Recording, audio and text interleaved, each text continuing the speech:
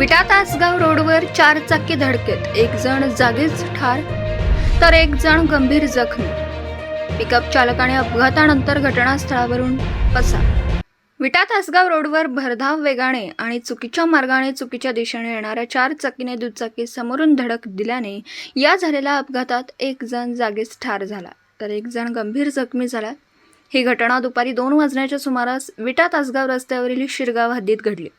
घटनास्थळी नागरिकांमधून मिळालेली माहिती अशी की बिराप्पा आप्पासाहेब पांढरे वय वर्ष 35 राहणार मारोळी तालुका मंगळवेढा जिल्हा सोलापूर यांचा या अपघातात जागीच मृत्यू झाला तर पांडुरंग अर्जुन डोंबाळे वय वर्ष 40 राहणार कुलाळवाडी तालुका जत हे या अपघातात गंभीर जखमी झाले।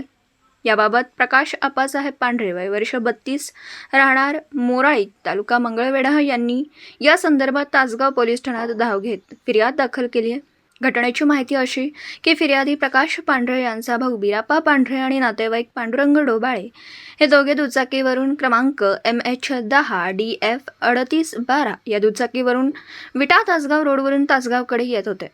शिरगाव या गावाच्या हद्दीत ते आले असता विरुद्ध दिशेने येणाऱ्या पिकअप या 4 चाकी वाहन क्रमांक MH13 CU 7783 या 4 चाकी गाडीने त्या दुचाकीला धडक दिली।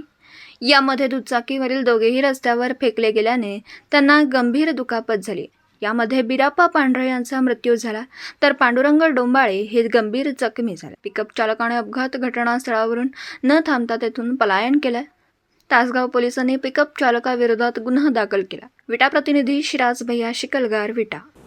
दिवसभरातील घडामोडींचा आढावा घेण्यासाठी पाहत रहा N24 मराठी न्यूज चॅनल।